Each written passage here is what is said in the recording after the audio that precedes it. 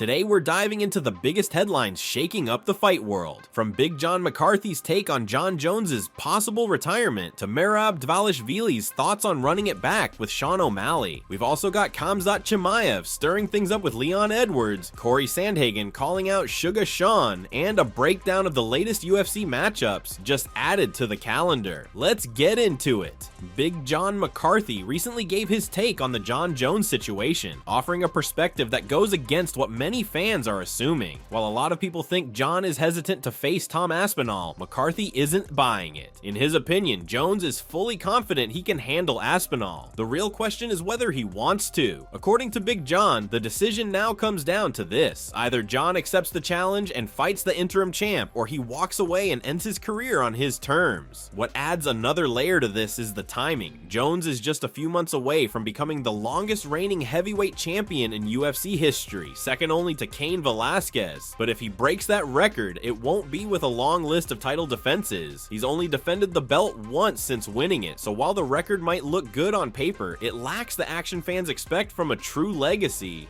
Fans are growing tired of the back and forth. Even die-hard Jones supporters are getting restless, not just because they want to see him fight, but because the highly anticipated unification bout still hasn't happened. McCarthy said it best: "If you put Jon Jones in a room with all these guys, I still think Jon walks out, but he has to decide what's important. Does he want this fight? Is it worth it to him? At the end of the day, Jones is wealthy, accomplished, and has nothing left to prove. If the passion is gone, McCarthy says there's no shame in walking away. But if the fire's still burning, then it's time to sign the contract and go to war."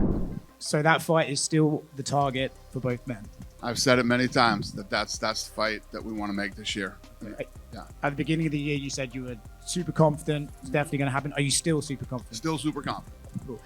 In your career, do you remember another fight that people are kind of at you about as much as Oh yeah, there's been plenty, but I've said since day one, this will be the biggest heavyweight fight in the company of in the history of the company and in the history of the sport.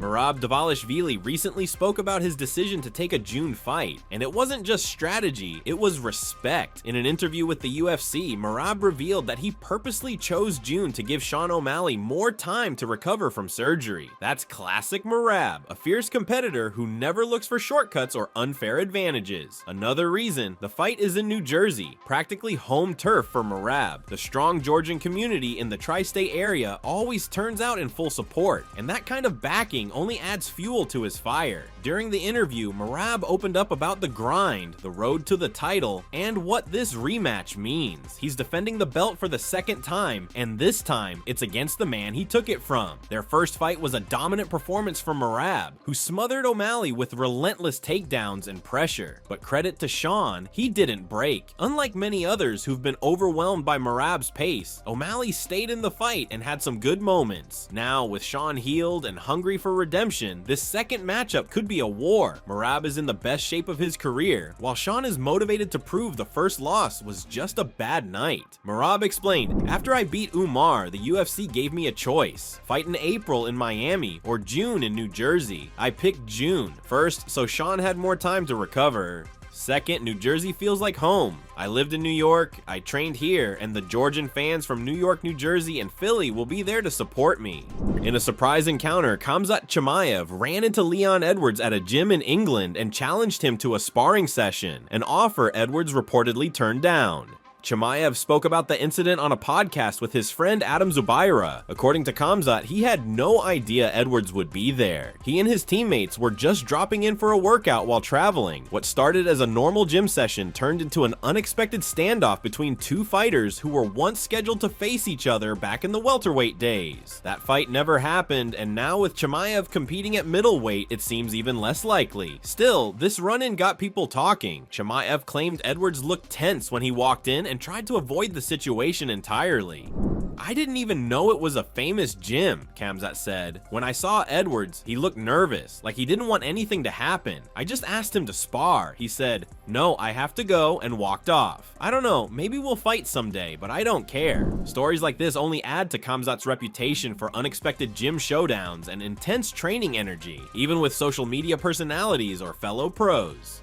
Cory Sandhagen isn't sold on Sean O'Malley's resume. While he admits Sean has had a solid run and built a massive following, Sandhagen doesn't believe the champ has faced the same high-level competition as he has. In Cory's view, if you've consistently gone to war with top-tier fighters like Merab, Petr Yan, and others, you're bound to have tough nights. And that's what separates him from O'Malley: experience under fire. Cory made it clear he's not interested in social media debates or internet drama. He's just waiting for the opportunity to prove it in the octagon. When me and O'Malley fight, I think I'll show I'm on a different level. Until then, I'm not wasting energy arguing online. He hasn't fought all the best guys yet. When he does, he'll have off nights and he'll lose. That's just how this game works. Hey, let's be real. O'Malley has no business fighting Merab for an immediate rematch. He got beat up in the first fight. He's going to get beat up in the second fight. No one wants to see that fight. I'm not booked yet. I want to fight. I am so damn bored. I'll even give this fool as much time as he wants, the way that Aljamain gave him as much time as he wants. Just UFC, make the fight that the fans want to see, which is me and O'Malley. Make it happen soon. I'm so bored. So what would a fight between Sandhagen and Sugar Sean look like? Let us know your thoughts in the comments. Let's dive into the latest matchups added to the UFC schedule. First up, a high-stakes middleweight clash is set for August 9th, where two surging contenders, Anthony Hernandez and Roman Dolidze, will go head-to-head in the main event of the UFC's Vegas card. Hernandez is coming off a dominant unanimous decision victory over Brendan Allen back in February. On the other side, Dolidze is riding a solid 3-fight winning streak. He most recently earned a bit of redemption in March by defeating Marvin Vettori via unanimous decision, avenging a loss he suffered to Vettori the year before. Moving on to July 12th, the UFC's Nashville event will feature another intriguing middleweight showdown. Ata Gauthier is set to face off against Robert Valentine. Gauthier is looking to carry the momentum from his knockout win over Jose Medina in March. Meanwhile, Valentine finds himself in a tough spot, having dropped 2 in a row. His latest outing was a razor-close split decision loss to Torres Finney in April, so this might be a make-or-break fight for him. And finally, Vesnik MMA reports that the UFC's June 21st card in Baku, Azerbaijan will host a lightweight battle between Miktig Oro and Tofi Musai. Oro will be looking to rebound after a narrow split decision loss to Mateusz Rebecki last October. As for Musai, he'll be making his UFC debut after gaining experience with promotions like Rizin and Bellator. He hasn't fought since November 2023, when he secured a stoppage win over Koji Tiita. That's it for this edition of House of MMA. What do you think? Will John Jones retire or finally unify the belt with Aspinall? Is Sean O'Malley ready for revenge, or will Merab shut him down again? Drop your thoughts in the comments, and don't forget to like, subscribe, and hit that notification bell so you never miss a beat from the fight game. Until next time, stay sharp, stay savage.